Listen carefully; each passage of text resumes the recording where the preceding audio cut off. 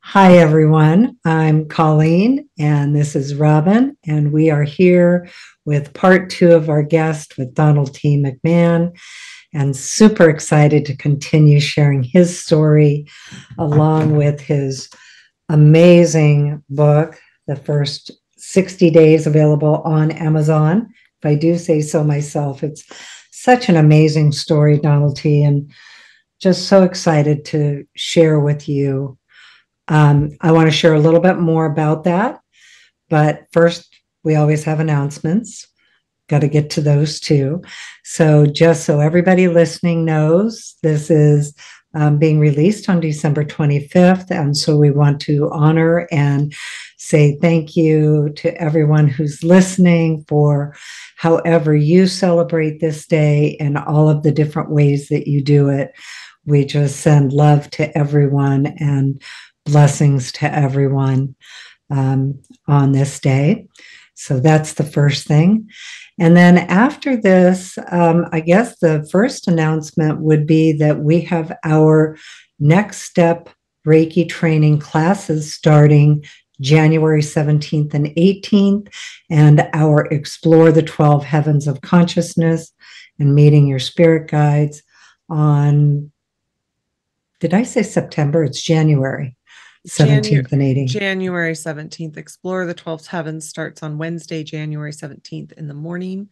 And level 1 Next Up Reiki starts on Thursday, January 18th in the morning. Okay, thank you. I write it so many times you'd think I'd be able to track it all, but and then, I know, right? And then our regular Reiki classes, Animal Reiki, Reiki 1 and 2, Reiki Master, and our Karuna Reiki Master, those are all the end of January and February. So you can go to Reiki Lifestyle and find it there.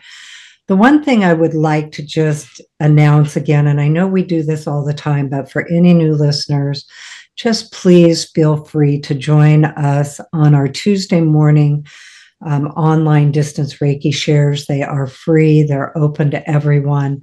And it's such an incredible community of people. We meet every Tuesday morning. It is Pacific time, so it's 9:30 to 11 a.m. Pacific time. And you go to ReikiLifestyle.com to join that list. And then, of course, we also have the podcast and the YouTube list. But anyway, anything else, Robyn, before we join with Donald T? I don't know, probably, but just go to ReikiLifestyle.com to find anything. Also, our social media pages. Yours is better about announcing stuff than mine is, and mine's more about my life than announcing stuff. So you can find it all at ReikiLifestyle.com.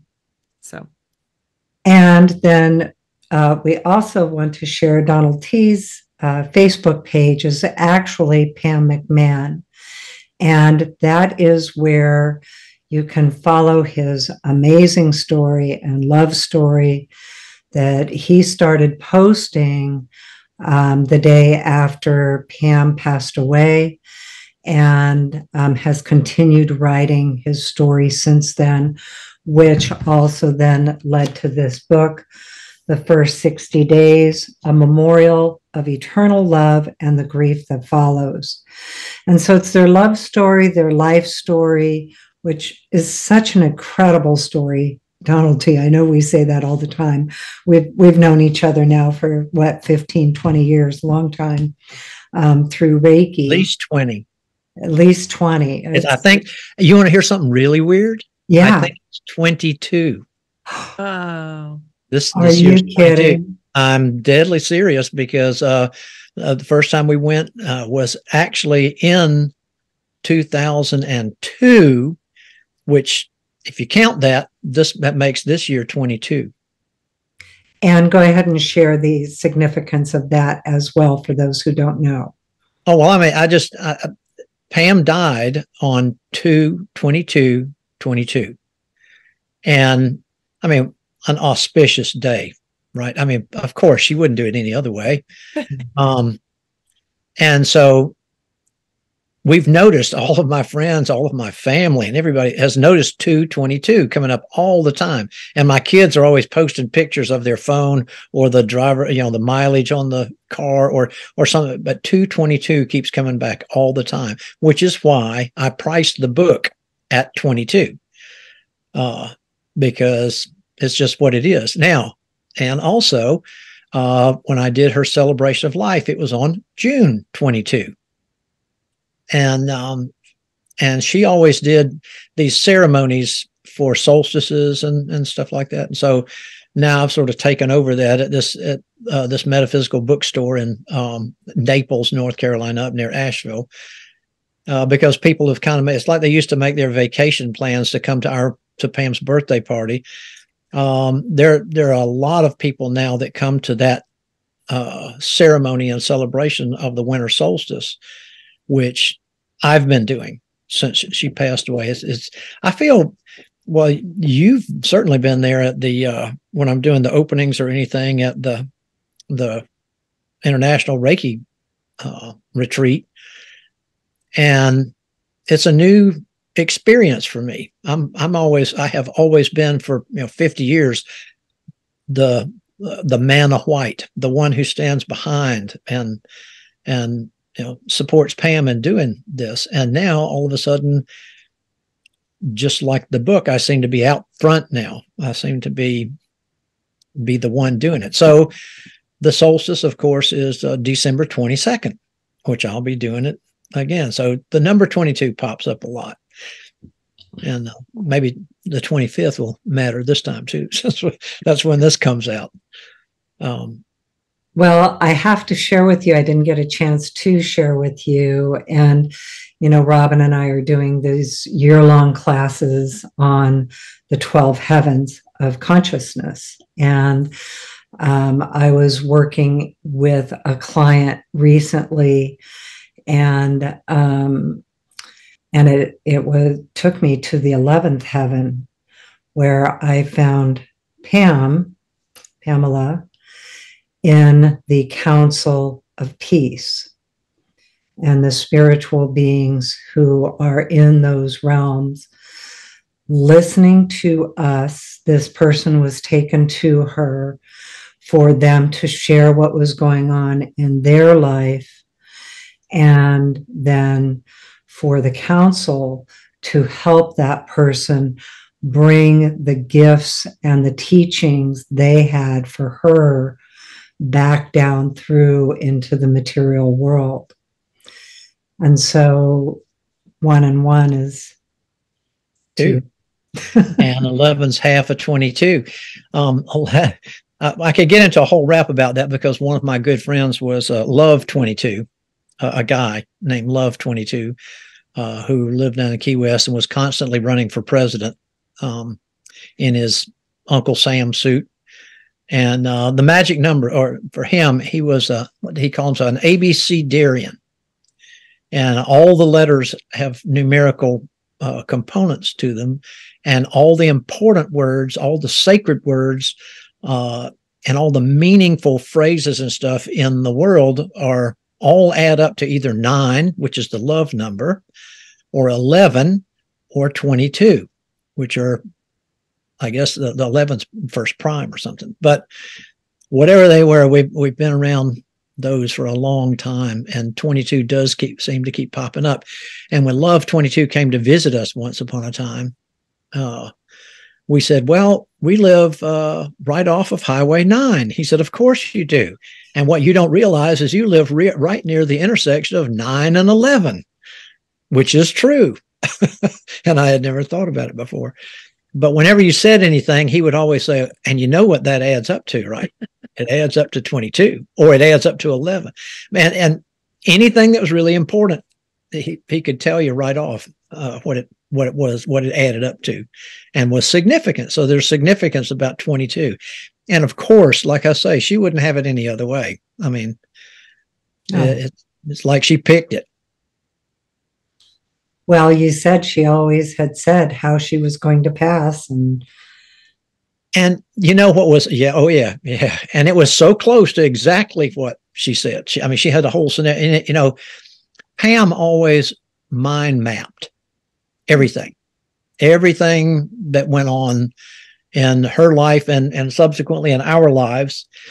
And it's like she would say, and I think I said something this last time, when you decide to go do one of your classes, for example, or a meditation or a ceremony like the upcoming solstice ceremony, when you decide, when it comes into your mind that you're going to do this thing, whatever it is, that's when it starts. That's when the preparation starts. That's when, and especially if you become conscious of that and really open yourself up to begin to prepare yourself for this ceremony or this class, or my example in the case of Pam was like pregnancy.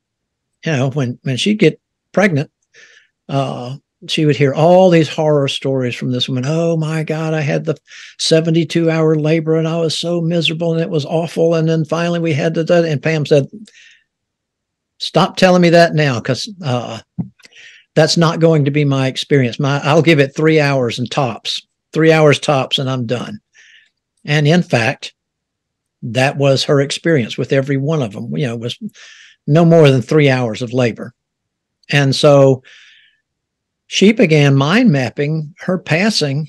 You don't think of it like that at the time, but she began mind mapping it way back there. She said, hey, I want to bop till I drop. And ideally, I would like to be dancing with you on the beach in the moonlight and turn around and be gone. Well, we weren't on the beach, but the rest of it was exactly like that. It was dancing and singing and turn around and gone. One of our, I can get started. I'm sorry, but keep going. One of our teachers, one of our mentors was this woman, Lillian Edwards, who was a psychic in England. And she died the day after Pam, actually, at 100. But she had been trained in the trying to think, it was the Spiritual Science Church or something like that in England. From the time she was an infant, they saw her abilities and they trained her, and she was a psychic her entire life. And at one point, she said to Pam that when her first husband died, and this is where Pam got the idea. She said they were actually on a cruise ship and they were dancing. And she said that she saw his first wife come up, and as they were turning, he reached down and took her hand and just left. And then on this side, he was dead. But Lillian said, well, she just watched the whole thing and she couldn't feel bad about it because he just turned around and danced off with his first wife. But so she mind mapped all this stuff, and I'm absolutely confident. It's not a pleasant thing for me. Let me say that. It was a shock, and none of our family was prepared for it. But when you look back at it, you say, well, gosh, it really doesn't get any better than that. It's a thing nobody gets out of here alive. So everybody will experience this at some time or another. And with her mind mapping, she set it up and did exactly what she wanted to do. And that's some level of comfort for those of us who are still kind of dealing with it, but that was just her way. And mind mapping was the thing and the approach. So when anybody's going to do one of these ceremonies, especially since you just announced the ones that somebody's going to come to, the instant that it comes into your head that you're going to go do this thing, then you want to start preparing yourself. If you really want to do it and really get the full experience, you start preparing yourself before you ever get there, because it's actually already started. So anyway, now that I've babbled about that, I took off on the significance of 22.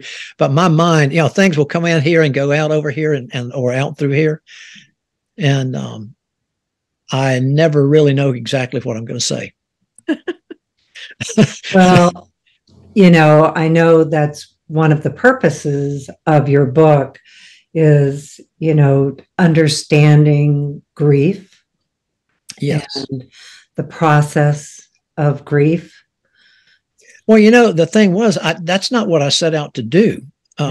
Not at all. But matter of fact, I didn't set out to do anything.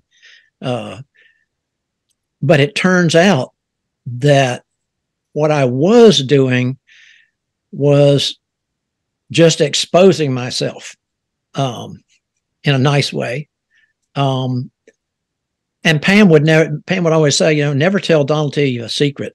If you don't want somebody to know, don't tell Donald T. because he has no filter between what's in his head and what comes out of his mouth.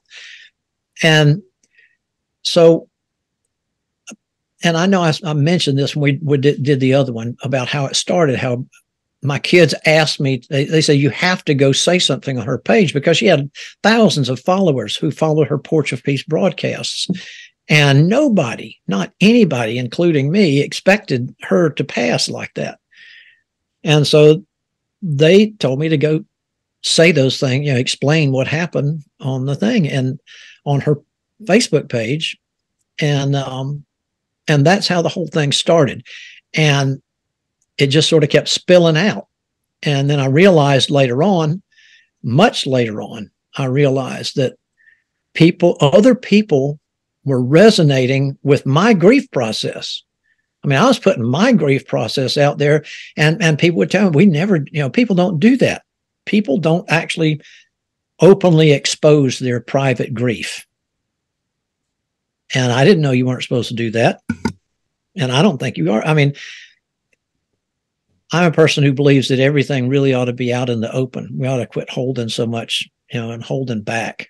We ought to really let people know how we're feeling, and honestly let people know how we're feeling. And so when I started writing that stuff, I had no idea that I was going to expose everything about my grief, and it just kept coming out on its own. And then I had a lot of people who would write me back and say, oh my God, you have allowed me to express, you are expressing what I've wanted to express about my personal grief that I've been holding for 10 years about my wife passing or my mother's passing. I just have held it in, and I haven't allowed myself to say what you're saying. And so I realized after a while that it was actually bigger than what I thought it was, and was had more of an impact. And even though I don't have a filter, I just say things, and sometimes they're really not nice things. Because I grew up with a potty mouth, put it that way. And so a lot of times things will just pop out. And I've been trying to control that lately somewhat. I've been trying to not say the no words more frequently, whatever is the 5 words you can't say on TV. But people have been writing me actually quite a bit and thanking me for doing this. And there's other pieces that really are private pieces but they're just so profound what's happened. And it just surprised me probably more than anybody, because I didn't know what I was doing. I just was feeling it, and it would just come out, and it keeps coming out different. It isn't the same thing now though. In the new, I was saying that I'm now up to 447 posts instead of 60, which is what that book was about. And my plan is to turn those into volume 2, 3, 4, and whatever after that. But that'll have to wait until I have a little more time now. And I told you the reason I actually finished the first book was because I had an intestinal bug, and I couldn't be more than 10 steps away from the bathroom for about a week. And so I spent that time working on the book. Otherwise, I'd be out working somewhere and have another reason not to do that. Well, and I also think I want to add for the listeners that for you, it was sharing your grief. For me as a reader, and of course, knowing both of you really well and having heard some of your stories and your life history, it's such a love story. So it's for me reading it, it's more than you sharing about you. It's such a love story, and how your life is so rich with history. And like you say, for you, it's just your personal life. Yeah. And Pam, whenever we tried to do this before, Pam would always say, why would anybody want to read about our life? Because people had asked us to write a book about our lives for 15 years before this happened. And we would try, but we never could, there was, just couldn't get started. We could write a paragraph and go, oh, that's terrible. And Pam would say, why would anybody ever want to read about our lives? It's just our lives. And I really had no answer at the time. I don't know why people would want to read about our lives. And there's a certain part of me actually that even right this minute, I still don't really know why people would want to read about our lives. I know that because I now have gone back and read it. And so I have some idea of what I did write and what's in that book. But I know that there's history. We were there. We saw things. We experienced things that were tremendous historical importance. And it's here again, I'm trying to encourage other people to do that too, because we have to tell the truth. We have to be able to tell the truth. And so that hopefully our children and our grandchildren and others can learn from the mistakes that we made, or the mistakes that we saw made.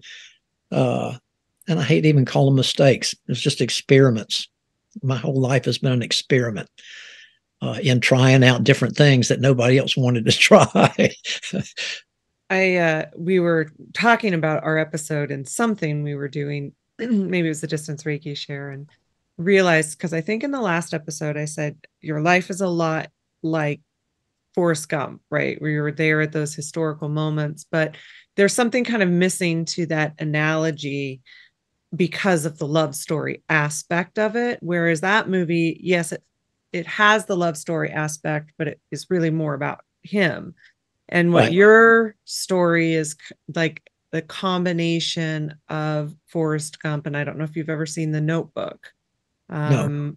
Yeah, but so The Notebook. I'll make a note. Yeah, you should. The Notebook is, well, it's sad, so just to let you know, but also really beautiful. There's going to be it's a tearjerker, but it's really beautiful, and it is about this epic love story.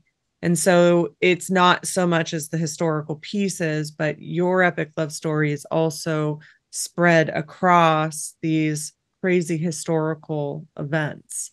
And so it's like this combination. So for anybody who's listening that has seen both of those movies, that's kind of what we're talking about when we talk about a love story that you just don't come across very often. And so it would just, God, it would make such a good movie. And it makes for an excellent book. Makes for an excellent book. And so I think where we left off last time was you saw Pam, you were in a bar on New Year's Eve, right? New Year's Eve in Vietnam. Yeah. In Vietnam. And as a matter of fact, to be more specific, in Cu Chi, Vietnam. Yes, you were in the war in Vietnam, and you saw her on TV. And that was after she had just written you just received like a Dear John letter, essentially, right? Well, no, actually, she wrote me that because she wrote me that I got the Dear John letter the very first night that I was in Vietnam. That's right. Okay. The very first night. Auspicious timing again. But I didn't see her on the TV until shortly before. That was for New Year's Eve, and I actually came back on February 3rd. So it was only a month before I was coming back. And where we left at, see, I was so incredibly angry. And I was angry, and I know I talked about a bunch of this stuff over there about Ho Chi Minh dying and people on the moon and listening to the president lie about us bombing in Cambodia and all this stuff. I was angry. I was angry with the world, and I was really angry with Pam. I mean, I was about as angry as people can get, I guess. And so when I saw her on on the TV, it was like a trigger mechanism to make the anger just really crystallize and be focused on this person that I love in here. I've known that since I was 8. I love her in there, but boy, at that moment, the hatred and the anger just focused on her. And that was a catalyzing event that sort of sent me into a additional level of trauma, if I can put it that way. And so, and I was thinking, when I was back listening to this, I was thinking, golly, I told all this stuff last time, and what you really heard was the breaking part. You heard the breaking part of our story, how things kept breaking, how we were breaking apart, how our lives were breaking, how the country was breaking apart. And so more of the story past that actually is then the healing part. The coming together and the healing part, which is the whole rest of the book, because the rest of our lives, once we got back together, which was a little rocky too, but once we did get back together, then that process from then until 2/22/22 was a continuous healing process, one after the other, healing the anger, healing the fear, healing the physical stuff, healing the trauma and the actual physical ailments, because we were not particularly good to our bodies back then. We didn't think we would live. We literally did not think we would live past 25. And, by the time I came back, I was 23. And so I was already burning it at both ends, and so was she. And so we were not particularly nice to our bodies, and we suffered consequences because of that. And that's, like if you don't do the healing, and we talk about this in Reiki a lot, disease and trauma and stuff doesn't actually start here. It starts out here. It starts way up here, and you get these little messages when you start getting off center and you start not following your inner guidance. You make choices, then something way out here goes, hello, watch out. You're moving into dangerous territory. And you go, oh yeah, I got it. But this really looks like it's going to be fun. So I'm going to go ahead, and even though I know it's probably not the best idea, I'm going to go ahead and do it.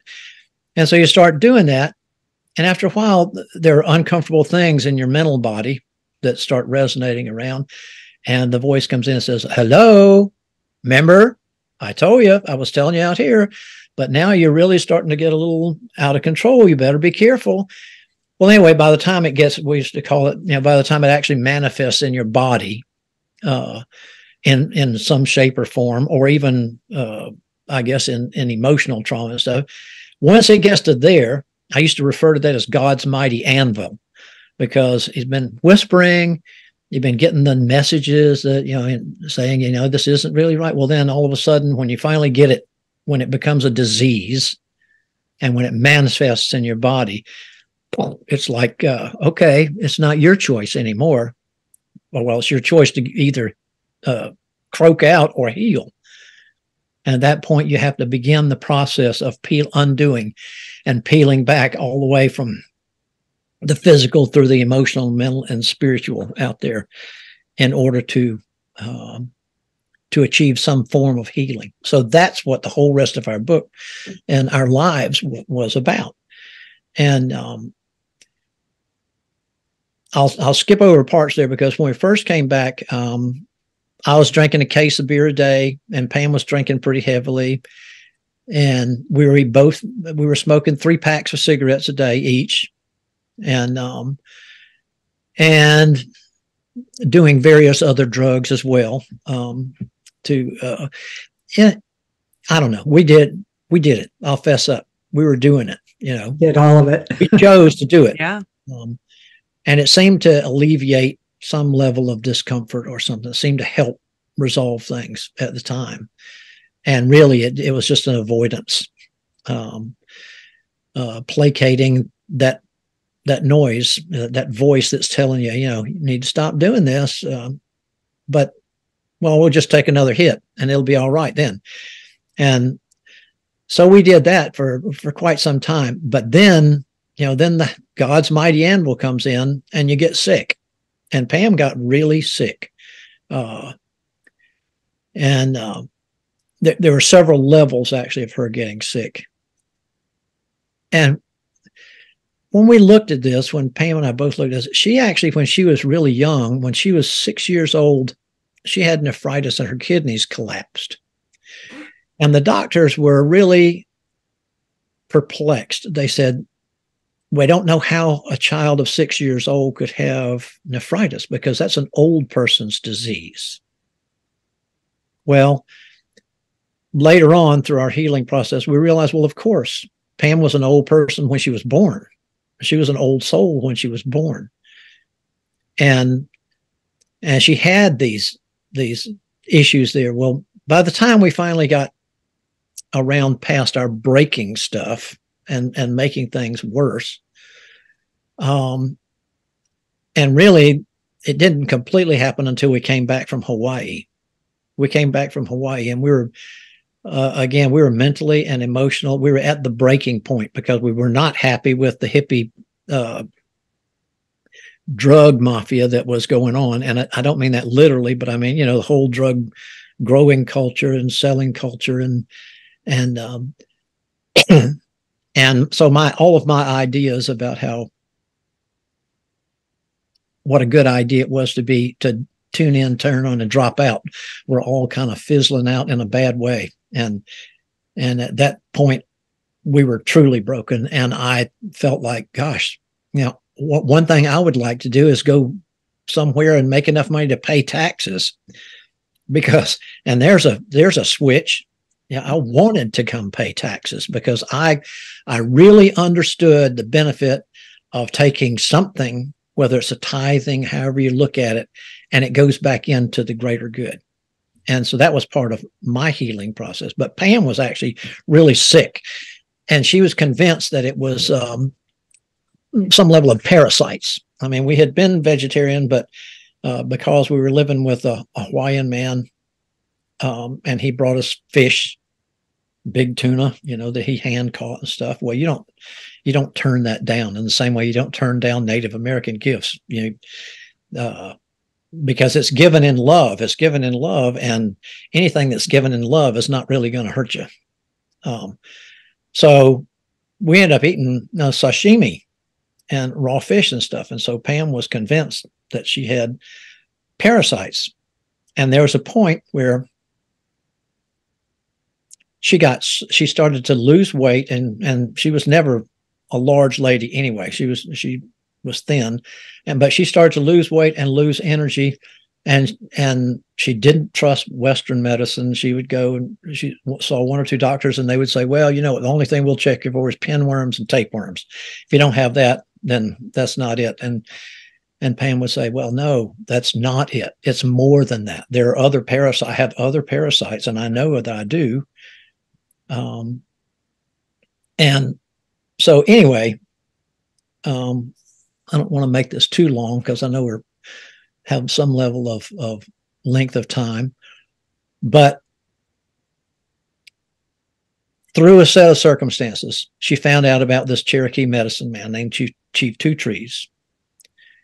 And when she heard his name, and by then she was so sick and so weak that most days she would get up and fix a meal or two and then go back to bed. And then she got where she was so weak she couldn't get up to fix meals. And so I was fixing meals and carrying them and giving them to her in bed. And we thought at the time, well, geez, this is probably going to be it. She's probably just going to fade away and die because she isn't getting any better and we can't find any help. Well, anyway, she heard this guy's name, Chief Two Trees, and asked where he was. And she went up to see him. And the way Chief Two Trees worked was not, and this was truly the beginning of our whole healing process. The way Chief Two Trees worked was he had this little round hut. Well, and first of all, when you go to his house, he lived in a shack. And I mean, really kind of a shack with a broken in, screen porch. And and mangy dogs in the yard, and old broken cars that the dogs lived under, and stuff. And I mean, it was really kind of a frightening scene, but I mean, that's unfortunately the way a lot of the Native Americans live. But anyway, so you go there and you're kind of freaked out about that to start off with. But then he has a round healing room that could seat 25 or so people around the edges. And he had a chiropractic massage table in the middle of the room. And he smoked these little cigarillos. They were brown, long cigarillo things. And he wasn't really smoking, but he would be puffing on them. And he watched you from the time that you stepped out of your car in his yard. He watched you walk. He watched you come in, and he went around the room and he sort of blew smoke around everybody. And he would go around, and he went around, and he came around the second time, and he stopped in front of Pam, and he said, lady, I don't know where you've been or what you've been doing, but you have the worst case of parasites that I've ever seen in a person still standing. And Pam said, oh, that's my guy. And so Chief Two Trees then told her that there was no point in her taking supplements and trying to eat better and trying to heal yourself with diet. He said, that's not going to work. He said, in the first place, you've been trying to become a full vegetarian and you're trying to do it too fast. He said, look at your teeth. You come from a long line of meat eaters, and you can't just switch in one generation and become totally vegetarian. Your body, your genetics and stuff will not really allow that. You can't evolve that quickly. Well, she didn't like hearing that, but he said, so there's no point in you trying to diet your way out of what you've got, and there's no point in doing anything else until we get rid of the parasites, because anything we give you or anything you eat will be eaten by the parasites. They're literally eating you alive. Now, my college degree is in biology and chemistry, and I worked for a drug research firm for a while. And that was really hard for me to swallow what he was saying. Everything is parasites. And I mean, he talked about arthritis and everything else being parasites, or more correctly, about the parasite poop. A lot of time is what was in your joints and clogging you up. So he gave her this regime to start. He said, first off, now it'll take about 18 months to go through this whole process to get you completely healed. And you have to do everything I tell you to do. And if you don't want to do stuff and you're not going to do it, then don't even waste your time. Don't waste my time. Go on out there and do whatever you're going to do. But if you are, here's what we're going to do. First, we're going to kill the parasites, and you're not going to like this. And I'm trying to remember, I think what he had her doing, he made her get a bunch of supplements. They weren't supplements. They were like wormwood and stuff like that, killer herbs that she took 20 pills or something a day. But he had her whiz up it was a can of asparagus and a whole bunch of cayenne pepper in the whizzed up, and an entire head of garlic. And it whizzed all that up together, and she had to drink that, not eat anything. She just had to drink that and take these killer herbs.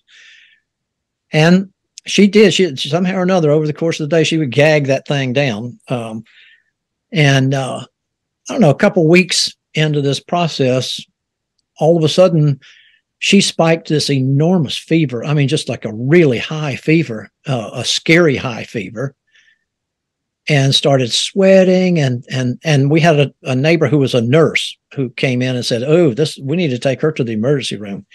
And she just kept saying, no emergency room, no emergency. And she started hallucinating. She started seeing visions and things.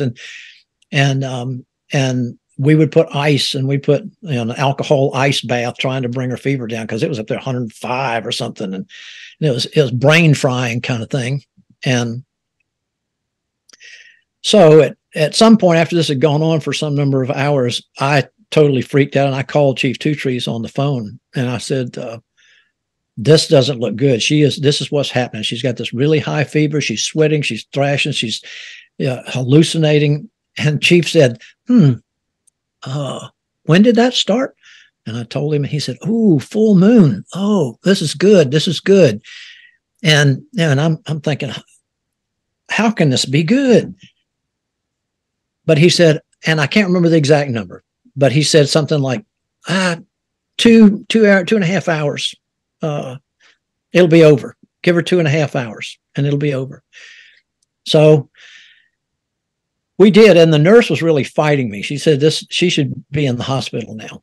And well, lo and behold, in exactly 2.5 hours, all of a sudden she sat up in the bed and she said, "Ooh, I feel really good. And I'm ready to eat something." And that was the beginning. Now, and I won't go into the gory details about all the stuff that came out, because that's another whole thing that really needs no description on any kind of a podcast. Leave to our imagination.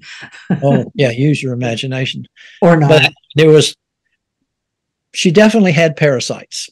And they weren't just pinworms or tapeworms. They were like things in her liver, things in her, in her heart, and things in all of her organs. And this is what he was saying. He said, "Okay, well, this is great. Now we've killed those off. Now we can start rebuilding those organs." And that's really what's going to take the 1.5 years, is going through and rebuilding the organs a little bit at a time. And she started to improve, and she started to get better, and started to have energy all of a sudden. And she had lost a lot of weight, but what she was starting to eat. And what was it he said? He said she has to have some meat. And she really objected to that. But he said, "Man, you got to, and it's got to have eyes and it's got to have feet. You can't do it with eggs. And you can't eat enough eggs to do that." And so then she started improving, and that went on for, maybe 6 or 8 months. She just kept feeling better and better and better.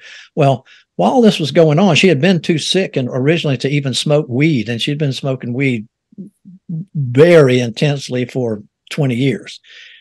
I mean, she was the kind of person that smoked only primo weed, stuff that I couldn't even smoke. And she would always, at night before going to sleep, she would roll up 3 joints, big fat joints of pure flowers, and put them on the bedside table. And in the morning when she woke up, she would smoke one by herself while she was getting up and getting dressed. And then she would smoke another one while she was cooking breakfast. And then she would smoke the third one while she was rolling up 3 more. And that was the day. She just one right after another. But so while she had been sick, she couldn't even do that. She was so sick, she couldn't do that. So she had gone 6 months or something without smoking any weed. And all of her friends are saying, "Oh man, you've been so good. Surely you can smoke a little bit now. I mean, gosh, give yourself a treat. Take a break." So she did. She started smoking again. And when she did, her healing just stopped. It completely stopped. The whole process stopped. And so I was with her when we went up to the chief, and he looked at her and he said, "You want to tell me what's going on?" And now Pam's a powerful woman. She's a very powerful woman. But boy, she sort of shrunk down like a little child. She didn't want to say anything, but she couldn't lie. She knew, he knew. And she said, "Well, Chief, what do you think about smoking marijuana?" And Chief Two Trees jumped up out of his seat and reached over her. I mean, he just got right into her face like that. And he started just yelling at her. And he said, "I can't believe that you would throw away all the work that we've done by doing this." He said, you were doing so good. And he went on for a while. But the last thing I remember, he said, "You may not care enough." He said, "You have great things that you need to do with your life. And you may not care about your life, but I care about my life. And my time is too important to waste. And if you're going to do this, I don't know." Well, he said, "I want you to come back next week being 1 week clean of all drugs. And if you're not, then I don't want you to ever come here again. Don't call me on the phone. Don't talk to me on the street. I don't want to have anything else to do with you." And boy, she was crying and really upset. And we came home, and as luck would have it, we were playing for a wedding. And after we sang for the wedding, there's the smoking circle. You go outside, everybody's going to go out and smoke weed. And we went out there, and the joint came around to Pam, and she took it in her hand, and she looked at it and looked at it and looked at it. And then she passed it to me and said, I'm done. And I did too. And so from that moment on, she quit. And that is the true healing. And then Chief started working with her. And that led to that, and to the next thing, and to the next thing, and the next thing, which eventually brought us into the world of breath work, which was she started doing breath work in the earlier mid 1990s. And breath work is a really powerful thing. And it's kind of the fun underneath all the other healing stuff. And Reiki works whether you know breath work or not, but it works really well if you're watching people breathe, and you can encourage them to actually take a breath. And so after Pam started, and there was a good year where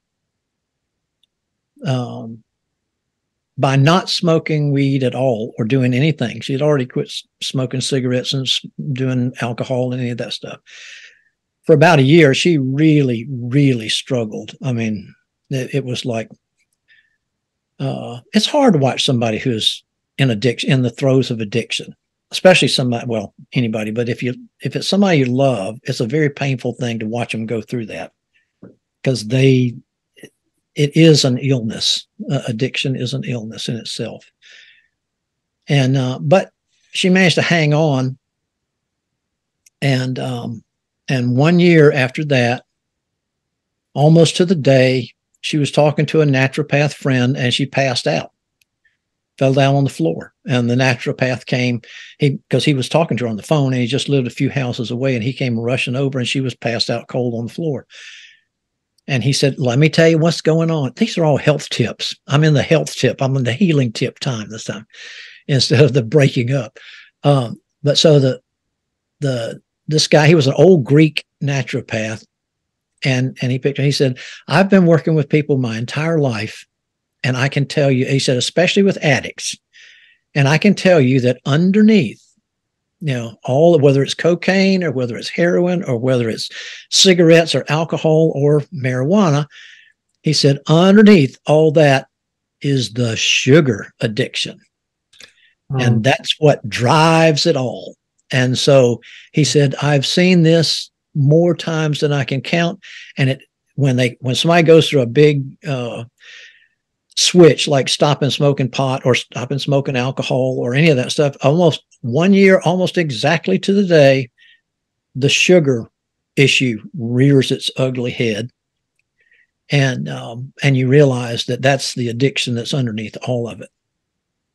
And so, and it's like, well, damn, I've quit everything else. I'm being so incredibly good, and I'm breathing, and I'm doing all these things. And you're telling me now that I got to quit doing sugar too? And he said, I'm not telling you how to do anything. I'm just telling you that that's what is underneath the true craving. And that's what drives it all. And so, yeah, if you want to continue to heal, you need to quit doing sugar. So then we went into the doing no sugar. And when I'm talking to people about this, they'll say, I don't eat sugar. I really don't eat sugar. And I say, really? Try going without sugar for just 2 weeks for me. Just, all sugar. You got to cut out all sugar. And within a couple of days, you find out, wow, I am really strung out on sugar, because sugar is in everything. It's in all your canned foods. It's in all the sauces. It's in all these different things. And that sort of satisfies this underlying thing, this underlying craving. But so we quit doing sugar. And I actually had an episode with that, because I had quit everything. I was reading the labels and doing everything of not eating any sugar. And then one time I was sitting down eating, I think I was eating chili or something, and I got the salt out, and I looked at the salt, and one of the ingredients in the salt was sugar. Check your salt.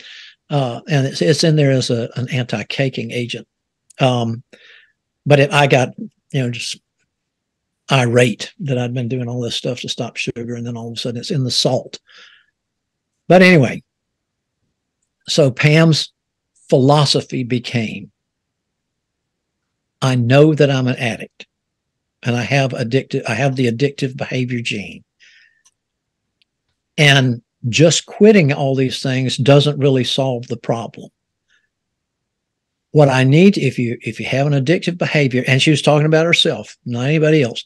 If I have an addictive behavior, the only way to work with that is to find better addictions, is to make, more productive things be addictions, which is how breath work and Reiki and spiritual ceremony and working with women's issues, all of those things came about because when she would see something that seemed out of balance, that would become her addiction. To bring it, to do whatever she could, that would be her addiction, to bring it into balance.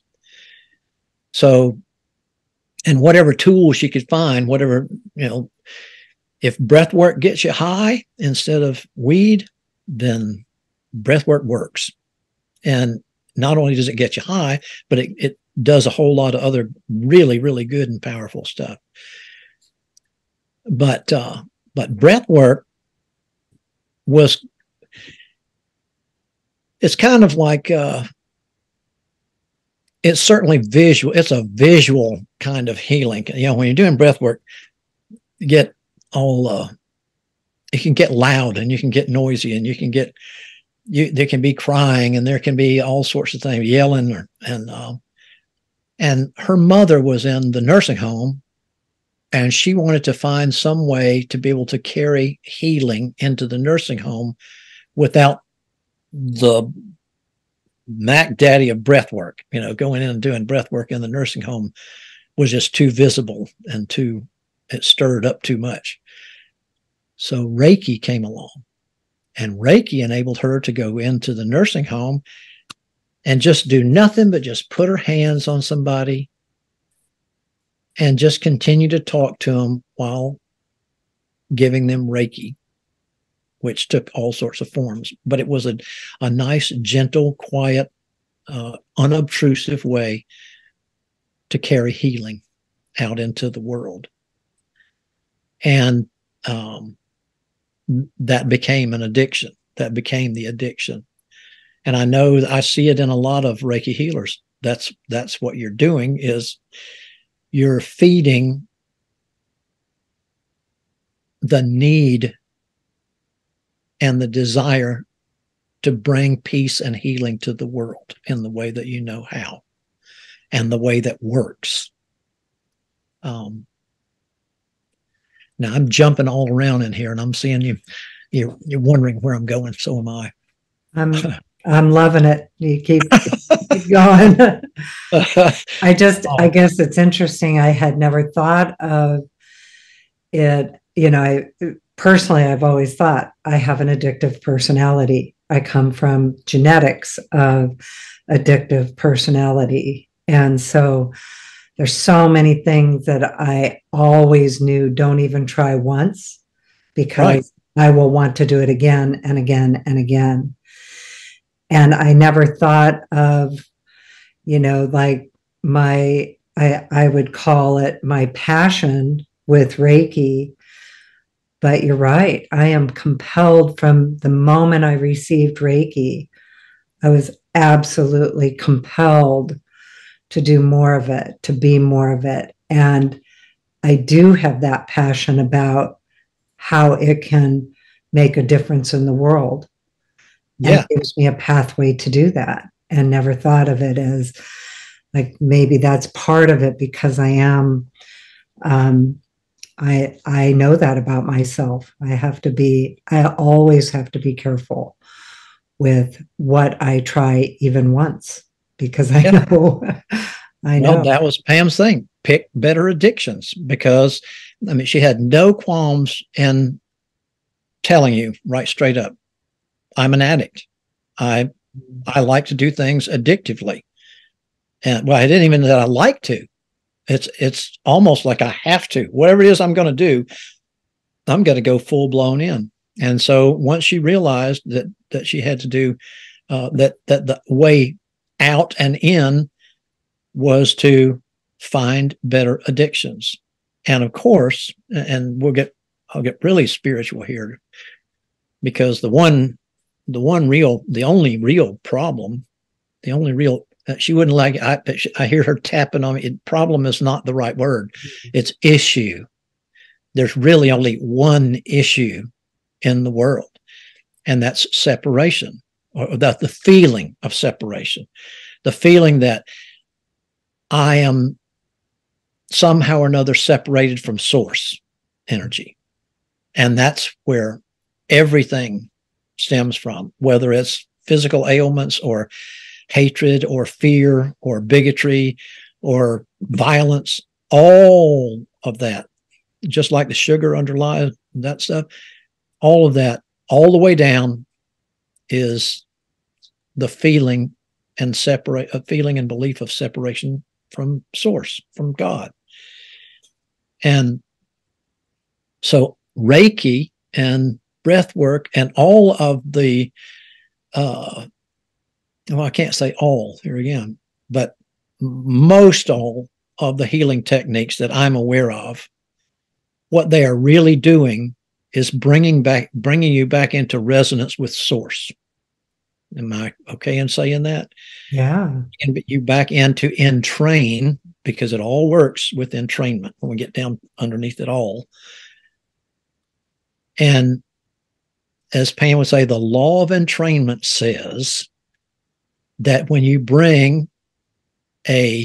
expose an area of lower frequency to a higher, faster frequency for an extended period of time, the lower frequency will entrain itself up to the higher frequency. And one of the things that I always liked about Reiki when I very first started, was that I didn't have to understand it. Because I'm the biochemist. I need to understand all this stuff. But with Reiki, you don't even need to tell me I don't need to know what an issue is, because what I need to do is get out of the way. And that was always my hang up in the beginning, that, of thinking, oh, am I doing this right? Was this supposed to go this way, or was it supposed to go this way? Was I supposed to do this? All that would run in my head in the beginning. And it was only when that stopped, and the way we did that, goes another different story. Take you off in another direction. When Pam first learned Reiki, it was with a Reiki Alliance teacher who was a friend of ours, an old friend. And she had just gotten her master level. To me, it's teacher level. But she had gotten her master level, and she wanted to teach a Reiki class. And she needed a few students who would be open and tell her the truth about how the class went and all this stuff. And so she offered to gift Pam a Reiki 1 class. And she went to that. And long story short, I ended up also taking my Reiki 1 class with them. And then there's a big music healing arts festival that we have in the mountains over here in North Carolina. It's called the Leaf Festival, and it's a fabulous festival. It has 5,000 or 10,000 people there, something like that. And there's a main stage, and there's several other stages, and there's world-class musicians that like from Africa or India or whatever, playing all sorts of great music. And then there's a whole little strip called the healing section, and our teachers had a Reiki healing booth. It was two little tents put together, and we had 2 Reiki tables in there, a high one and a low one. So you could stand up some of the time and you could sit down some of the time. But so what we did 4 hands or 2-person Reiki on a person. We did Reiki treatment, 20-minute Reiki sessions. Oh, and I can't remember what it was, like $10 or something for a $10 for a 20-minute session. And well, our teachers asked us if we would like to come and work in the Reiki booth. And we said, well, they said, well, we'll get, you can come into the festival for free and just work at the Reiki booth, and it'll give you a chance to practice too. I wish we could do that with everybody, actually, because the way it worked was we got there and people would line up at this tent. They would be there because we start at 9 in the morning, and they would be every 20 minutes. There'd be another person coming in from 9 in the morning until 6 in the evening, just one right after the other. Sometimes we get a break for lunch, but mostly not. Mostly it was just one right after the other all day long. And we worked together. And for me, that head thing was going on. Looking at the time, the head thing was going on. But after about 4 Reiki treatment things, I had lost all track of thought. Then I really figured out what it was like to step aside. And it's kind of the way I do music too. But I could feel myself literally step aside and just allow the Reiki to happen. And that's when it really started to work. That's when the changes started to be so visible. And then the addiction kicks in, because you feel that and you see what's happening and you want more of that. Well, I'll tell you what, you do it from 9 in the morning until 6 in the evening, every 20 minutes.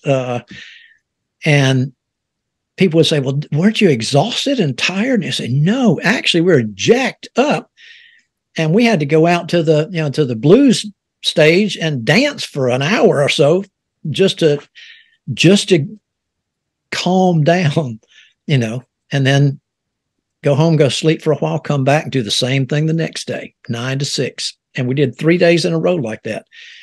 And if you could ever get your students to do that, your Reiki students, it completely changed my life in the way I worked with Reiki, because it taught me how to get out of the way. There was no choice. You couldn't stand there for that long and work on one after another and continue to be caught up in your head. After a little bit, you become, it's like meditating all day. It's like being in meditation all day. Altered states, that entrainment. It is.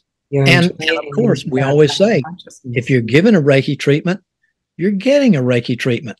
And so if you're getting a Reiki treatment from 9 in the morning till 6 in the evening, you're pretty Reikified by the end of the day.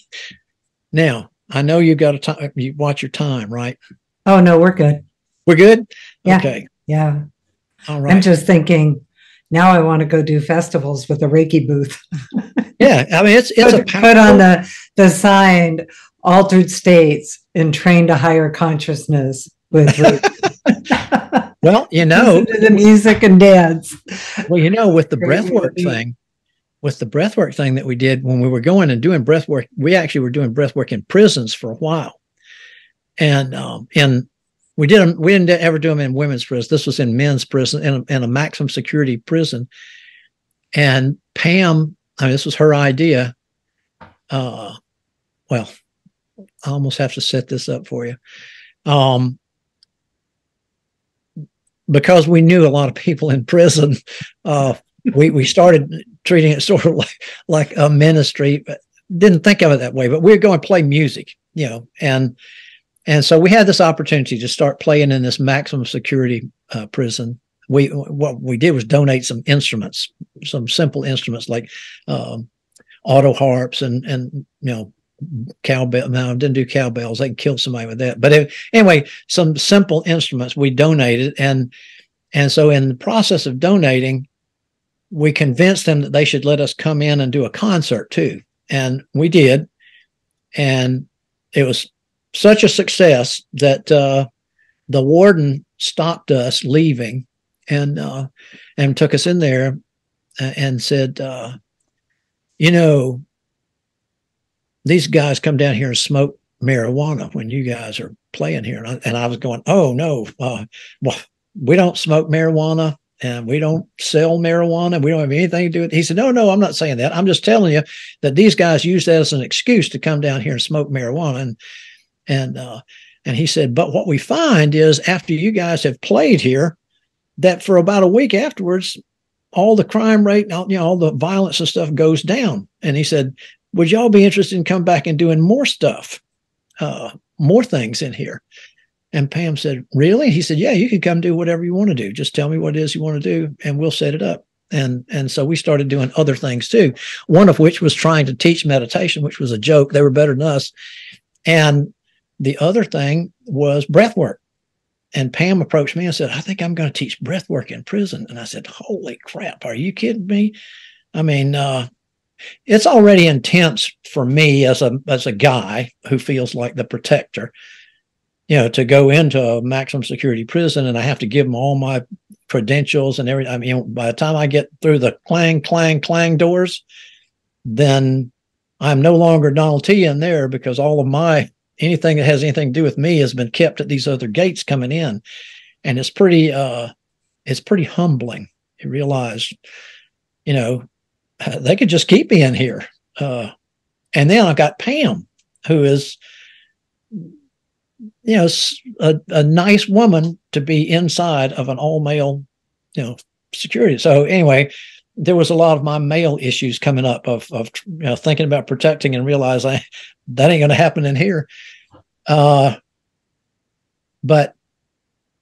so she said, well, I'm going to do breath work. And I thought, oh man, that's intense doing breath work with people. And she said, yeah, what I'm going to do is I'm going to promote it as a free way to get high. Here's a way you can get high for free wherever you are. And she did. She booked it. She promoted it in prison as a free way to get high. And that first class was, I had probably 40 guys in there. And I would say 30 of them were from these black gangs. They were gang members. And in fact, there were two sets of gangs in there. There were the black guys and there were the Latino guys. There were two different gangs that were in there that weren't particularly nice to each other. And so Pam was in there and these guys were laughing and being kind of rude.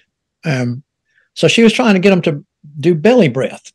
She said, you got to be able to breathe right here in your belly, and then it's got to come up to your chest and to your heart area, and then come on up, and it's going to spill out. And I want you to start doing this. And they were messing around. And so this one big black guy, and they were wearing these trench coat like things, prison coats. And she walked up to this guy and pulled his coat open like that and reached in and grabbed him by the stomach. And his eyes got like this big around, and all these guys around there started, their breath caught their breath. And she said, I want to see some breath going right here. I want to breathe right here into my hand right now. I want you to breathe. And so he started breathing. Well, first, all these other guys started laughing.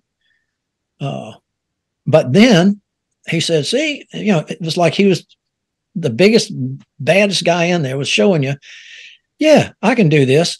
And before we knew it, we had these guys breathing and they started laughing like they just smoked a joint or something.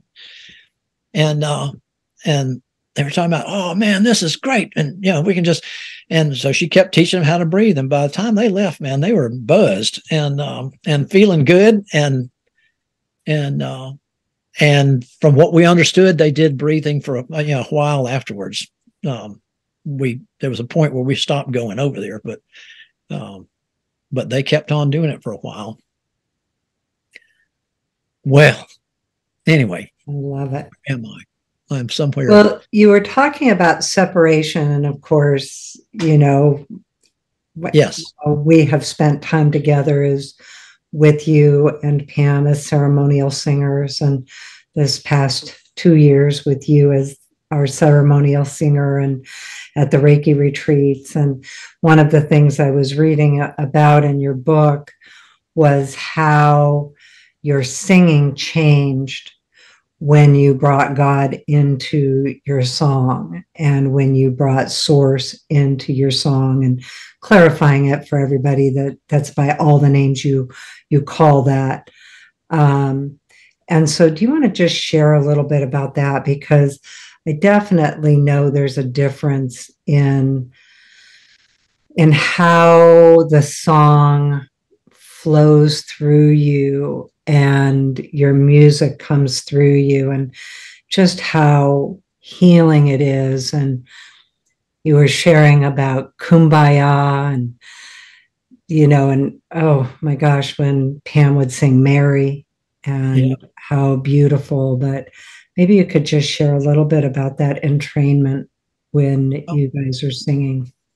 Well, for us, music was always, even before we had any inkling about any of the rest of the stuff, music always was the thing, the vibration that really kind of kept us alive through all the dark times. Back in the reefer days, there was a saying in all the hippie community that weed will get you through times of no money better than money will get you through times of no weed. Well, we felt like it was that way with music. Music will get you through times when nothing else will. And we treated it, and I can't really honestly say that, because in the beginning, I didn't treat it respectfully. I played in bars, and I played in country bands, and I played in places where it was a job, and you could see you could have some effect, especially on girls with it. But I didn't really treat it respectfully. Well, when Pam and I got together and we started singing, we're still singing in clubs and different places like that, but we were also singing in sometimes in church or later on even in the prison and stuff. But when we were singing in the club, we started to notice that people would start spontaneously crying in the nightclub here. They're down there drinking and carrying on, and we didn't know what we honestly were like babes in the woods. We didn't know what we were doing. We were just playing the music. We were playing the songs that we always play.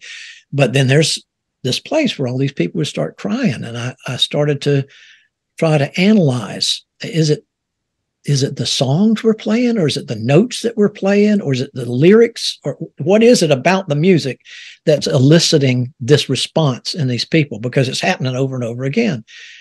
And so I tried to figure it out. Being a person who writes music and stuff, I tried to make that happen.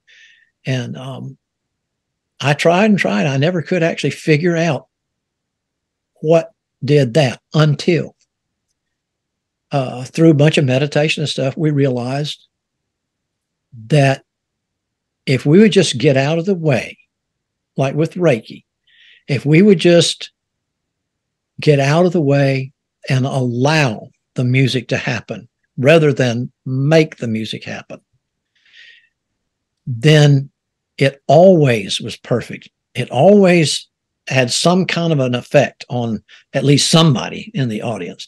And so we started a process way back there where Pam and I would get together and we put our foreheads together, usually in private before we ever went out in front of anybody.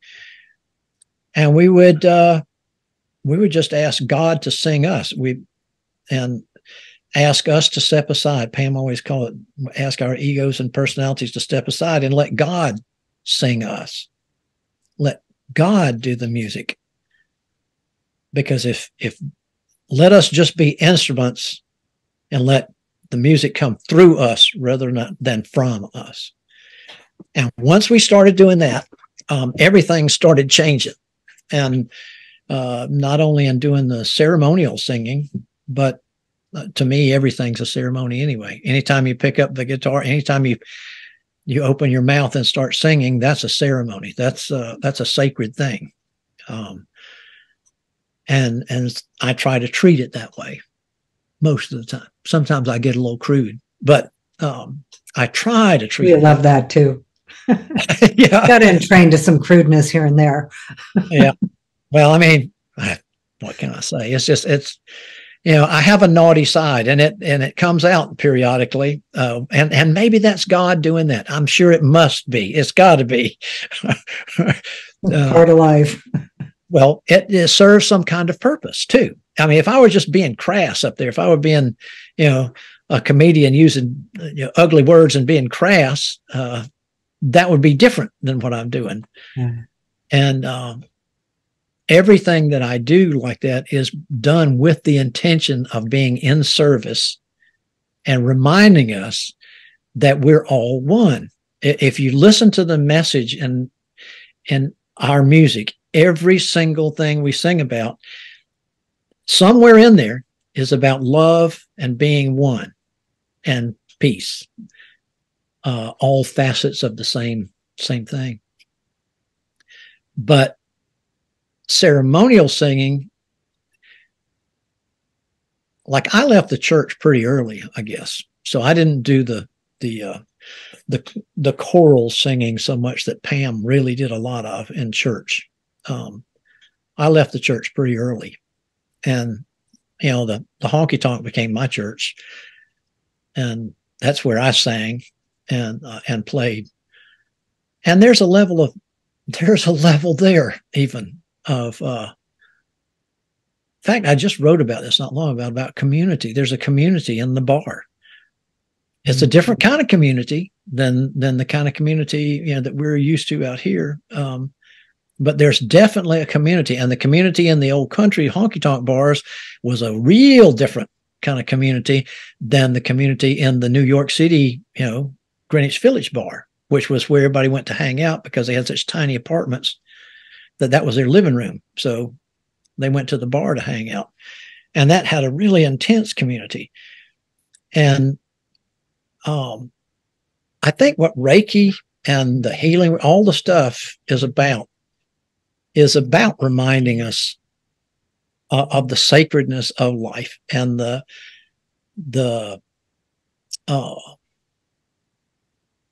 remind us that we're not separate, that we really are all part of the whole thing. And the more we feel it and the more we resonate with it and entrain, then it all becomes sacred.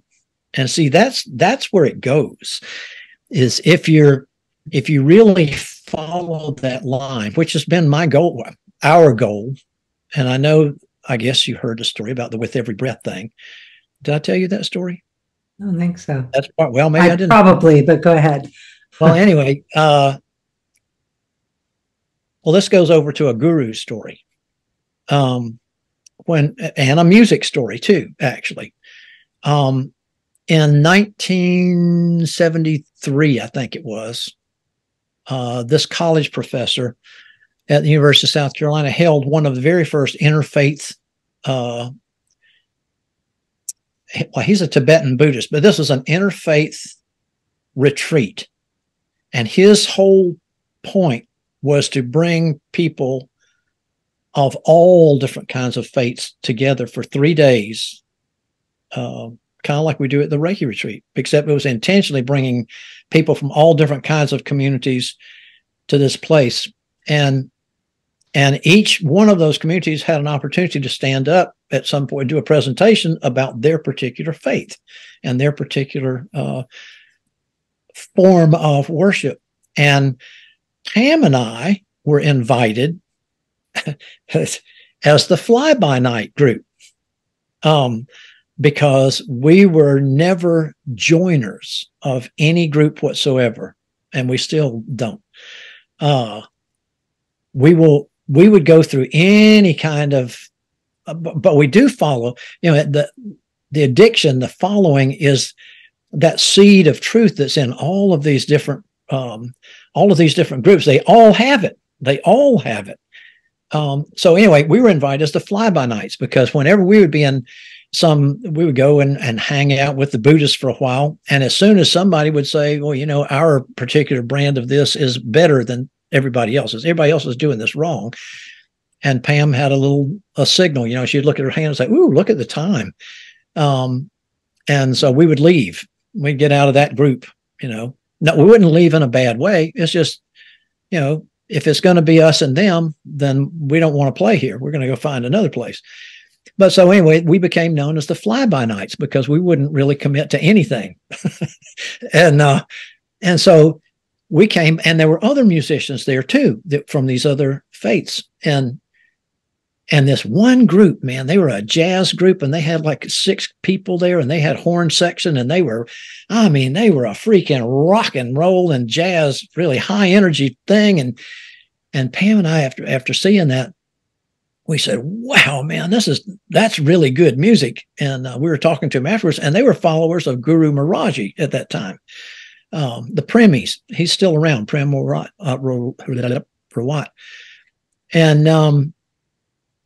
And so we said, well, we'd really like to play some music with you guys, man. That would be really fun. We need to get together and just play some. And they said, well, hey, we all live down in Atlanta. Why don't y'all come down there? We've got a group house. It's called an ashram, and you can come down there and we can play some music together. And we said, wow.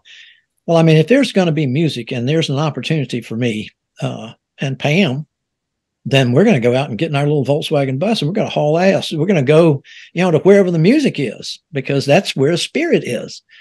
And so we did. We went right out after this whole weekend was over, and we went out and drove to Atlanta and came to their address and go to their house. And we got there, and it's one of those places that is a typical ashram. Incense is real thick and heavy in the air. It has a real kind of stoner kind of atmosphere, really, but real clean, and everybody's got a job. But we get there, and they're all in a tizzy. They're all fluttery, And I'm like, what's going on? They said, well, you're not going to believe this, but Guru Maharaji is actually coming here to the United States for the first time ever, and he's coming to Atlanta tonight. And I had never heard of Guru Maharaji, didn't know who Guru Maharaji was. At that point, I think he was 13 or 14 years old. And so they said, you got to come. He's going to be here in person. He's going to be giving darshan, holy breath. And we said, well, all right, let's go. So we went to this thing. Here's this little kid. Again, I can go into great detail, but here's this little kid up on the stage with this big, fancy throne kind of thing, and got his mother and brothers and everybody had come with him for the first time ever. And they're stretched out, and flowers all over the stage, just looks like something out of India. And so he does this little talk, and he says, I have this knowledge that can give you peace of mind, and I'll give it to you for free. And I said, well, I like that. And so then we had the opportunity to come down. He was doing this thing called holy breath. Are you familiar with that? Is anybody? I have had that. That's where you come in you are right directly in front of this person, and they just do this little right across the top of your head. Mm-hmm. Well, I had never done anything like that. And so we got in the line, and because this was in a little high school gymnasium, there weren't a whole lot of people there. And we got up and came up on the stage, and I go and I get in front of this little kid, and I look in his eyes, and I look really deep in his eyes, and I realize there's nobody in there. There's no, like you look in somebody's eyes and there's personality. I see your eyes down there. I see Colleen's, but I looked in his eyes really deep, and it was like, there's no personality in there. And I'd never seen anything like that. There was nothing reflecting back to me. And it made you kind of want to fall in there. And so then very quietly, he did a little breath over the top of my head. And I literally lost consciousness at that point. And I have no idea how long this was. But when I came to, and when Pam came to, we were out on the floor of the gymnasium, twirling around like whirling dervishes, just spinning around. And all these other people were too. There were a bunch of other people out there doing the same thing. And we look up, and all the flowers are gone, and the chairs are gone, and the people are gone. And we're just out there, and had no idea how long we had been in this state of this ecstatic state, and being the addictive people that we are. We want more of that. That was good. We've been looking for that. That was good. But anyway, long story short, we became followers of Maharaji, but again, not joiners. Like, we didn't always go to the ashram to listen to satsang all the time and all the stuff that they want you to do. But we were following what Maharaji had to say, and every time we got a chance, we would go see him speak and stuff. And so this last time we were in, well, this wasn't the last time, almost the last time, we were in Atlanta, and there were thousands of people there. And we got there, and they didn't have anybody for childcare, so Pam volunteered for childcare. And she was pregnant, and she didn't have anything to eat. And a long time went by. Well, anyway, Maharaji came up and brought her a sandwich at the window. He came up on a little motorcycle and gave her a sandwich, exactly what she was thinking of. And when the people came back, they said, that can't be, because he was up on the stage the whole time. And she said, well, I'm telling you, here's the crumbs in the paper where he brought me the sandwich. And so then the last time we got to see him, for some reason, he invited us in for a person thing. And he said to us, he said, you guys, meditation is not something that you go and do and then come out and live your life. Meditation, you bring meditation out into your life. And you guys know about that. He said, you don't need to keep doing this. You know how to do this. You need to stop now and go out and live your life. He said, what you need to do is that spiritual space that you get into in meditation, you just do that with every breath. And we looked at one, we said, with every breath? Yeah, oh, yeah. Oh, wait a minute. You mean with every breath? And he just smiled, this funny little smile. He said, yeah, that's the work, every breath. He said, now go out there and do that. And so that changed our whole lives. And everything for us became about maintaining this spiritual awareness with every breath. Make that be your entire, that's the work. That's the job. The joy of being, is doing that with every breath. And that became our focus. And that also became the point of the music. So that when you're doing the music, you're doing it in the same way that you would do a deep personal meditation, and inviting people to experience that with you. And that's where the music went. And I love that. Actually, I do have to go because I have to go pick up Luna, Robyn's daughter, but you guys can continue the conversation. Absolutely beautiful, Donald T. And thank you. Robyn will bring it up again, but I want to make sure I bring up the book, The First 60 Days, and it's on Amazon. Yeah, I hope people go out and buy it. And if you do go out and buy it, or even if you don't, I guess, please leave a review, or at least give it some stars or something. Because the biggest issue I'm running into now is that I need to be able to get this book into the hands of people that have never heard of Pam or I. Yeah. It's important. And I've learned now, after reading it, I've learned that it is an important thing. It's an important thing, this book. And I have seen it change lives already. And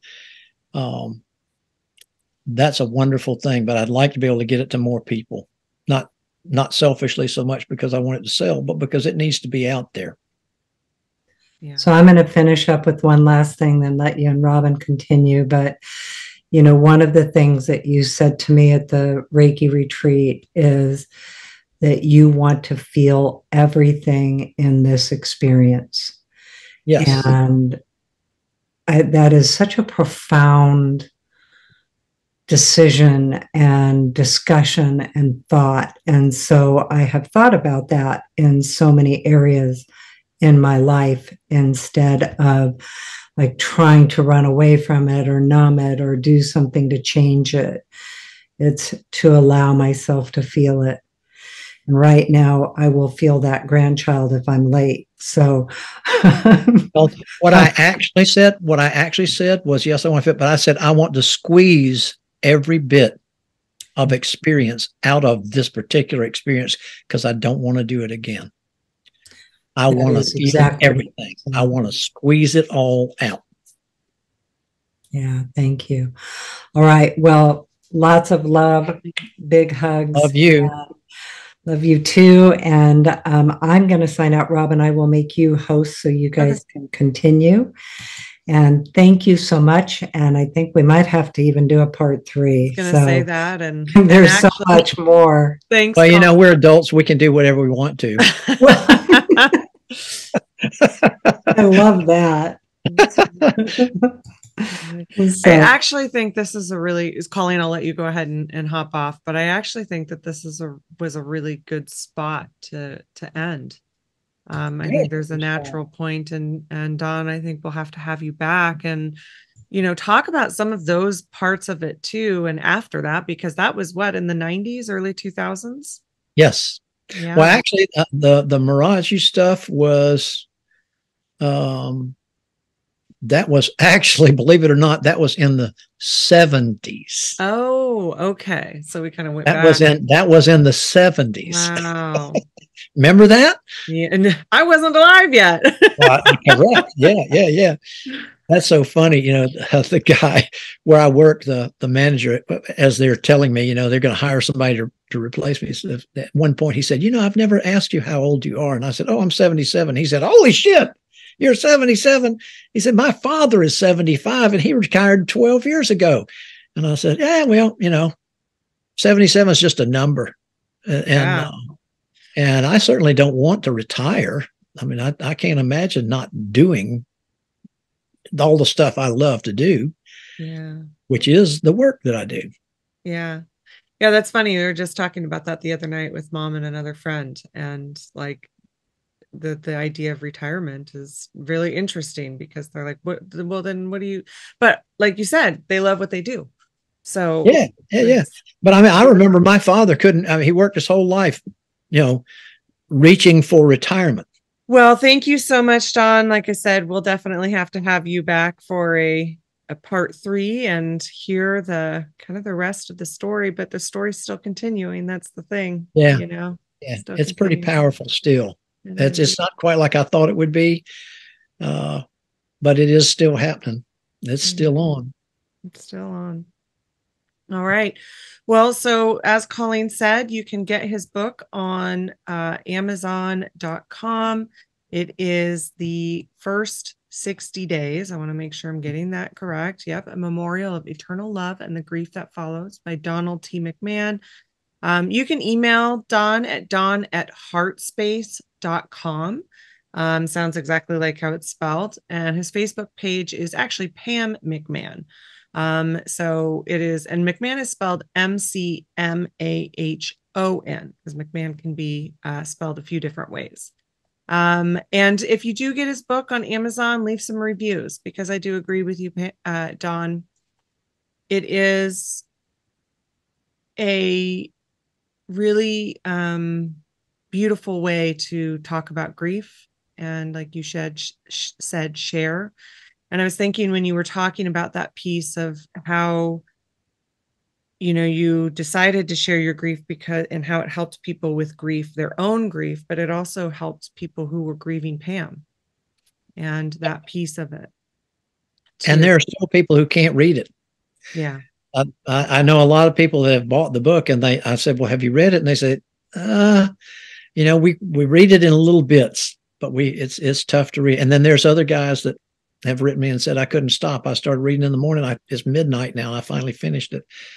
So yeah, I know. I need to go back and read it, because I read it all on Facebook when you were sharing every day, like, just because I'm on the West Coast, you're on the East Coast. First thing, wake up.